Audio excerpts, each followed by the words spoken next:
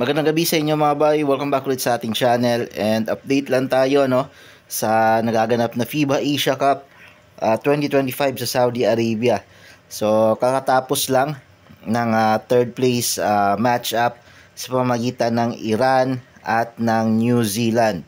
And itong dalawang teams nga na to parehong naglalaban sa third place matapos matalo ng New Zealand sa China. And syempre yung Iran, grabe yung ginawa sa kanila ng Australia mga bay, no? Minasakil sila kahapon.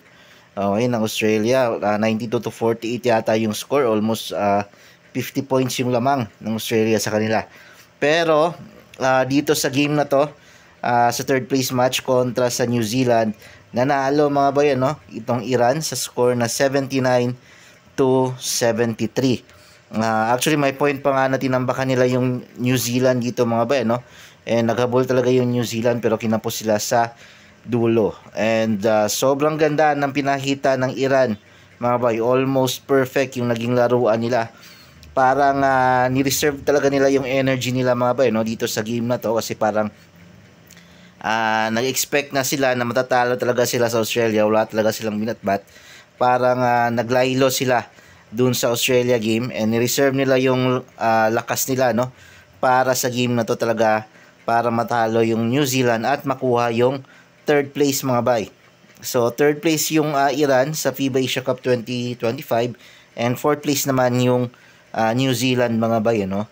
So sobrang ganda, grabe yung pinukol ng Iran sa tres mga bay. Grabe yung 3-point shooting nila sa game na to. Parang ginawa nilang nagpahinga lang sila kahapon. Okay, para pagandaan talaga yung New Zealand sa game na to. Okay, so check natin yung stats mga bay, no? Yan. So biggest lead is 18. Yan, makita nyo 18 yung biggest lead ng Iran kontra sa New Zealand. At nakahabol nga yung New Zealand dito mga bay, pero kinapos lang talaga sila sa dulo. Tapos dito naman sa field goal percentage nila, sa 2-point percentage actually mas mataas yung sa New Zealand, 52.9%. Pero pagdating dito sa 3-point shooting, dito sila tinalo talaga, 39.5% yung 3-point shooting ng Iran dito sa game na to. And then sa New Zealand naman is 27.6%. Ano ito mga ba, no? Magkasunod na game na maalat yung nilaro ng New Zealand sa 3-point territory. Parehas lang yung 3-point percentage nila ngayon, 27% din. Compare din kahapon kontra sa China na 27% lang din sila sa 3-point territory. I think 9 out of 33 lang sila kahapon. Siguro ngayon baka ganun lang din. Tignan natin mamaya kung ilan yung binato nilang 3-point shots dito. Tapos rebounds, ayan, actually tabla lang sa rebounds mga bay, no? 38 all. Yan. Offensive rebound, tabla lang din. 10 offensive rebound each, and then tabla lang din sa defensive rebound. Ganito kaganda yung naging laban nila. Sa assist naman, lumamang yung Iran, 19 assist sa kanila. Tapos 12 assist lang ang nandito sa New Zealand. Tapos sa steals, lumamang ang New Zealand mga bay ng isang steal, 8-7. And then sa blocks, wala masyadong block party dito sa game na to mga bay, no? 0 blocks para sa Iran and 1 block lang para sa New Zealand. Tapos turnover, yan, dikit lang, 14-13. Yan. Check naman natin yung stat sheet ng bawat teams. Yan. Sino yung mga best scorer nila dito. So sa Iran, si Vahedi 19 points. Yan. Si Kazemi 16, si Agajanpur 14. Actually dalawa pa yung hindi naglaro dito sa Iran mga bayan, no? Mukhang injured yata. Tapos si Japari with 22 points. Ito yata yung best high scorer nila sa game na to. Yan. So, check natin yung yung stats nila sa 3-point territory. Grabe, ang dami ng binato ng mga bay.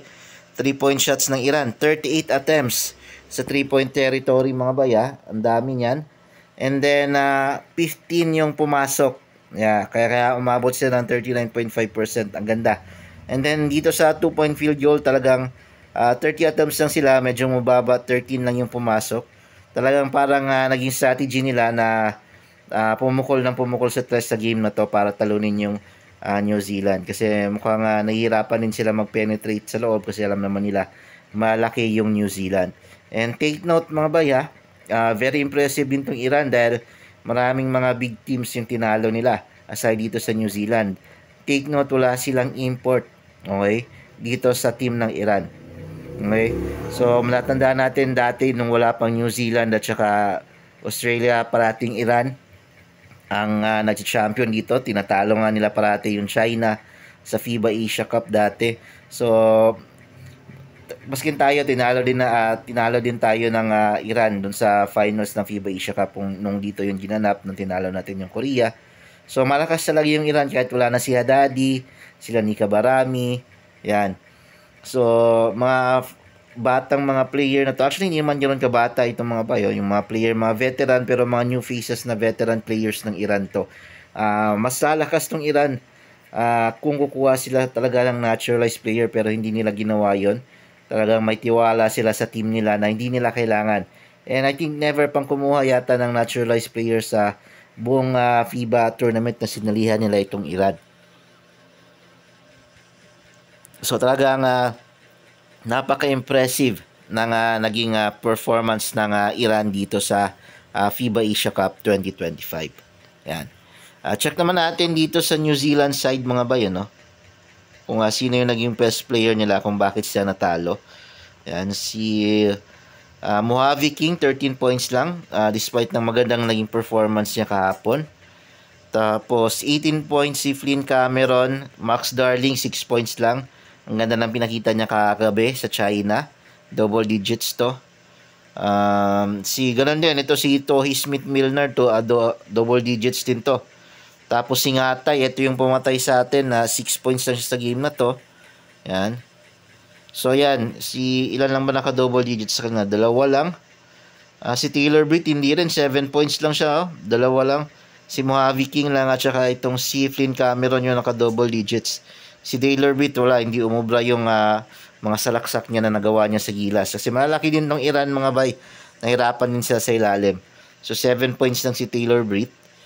Tapos, ito, yung 3-point percentage nila, 29 attempts yung inattempt ng New Zealand sa 3, pero 8 lang yung pumasok doon mga bay, no? Sobrang baba ng 3-point field goal ng New Zealand sa last 2 games nila dito sa Iran at saka sa China. And then 18 out of 34 naman sila sa 2-point field goal attempts nila. So, maganda pa rin naman yung naging run ng New Zealand, ano? Maraming nag-expect na sila yung makakaharap ng Australia sa finals, pero hindi. China yung maghaharap at saka yung Australia mamaya mga bay. Abangan natin, magandang laban yan mga bay, no? And then marami ding mga fans yung China ngayon na nasa Saudi Arabia na talagang sumusuporta sa kanila. So magandang laban yan, sigurado didikit yung China sa Australia, papalagyan sila. Yan yung dapat nating abangan mamaya. Yun lang mga bay, maraming salamat sa panonood.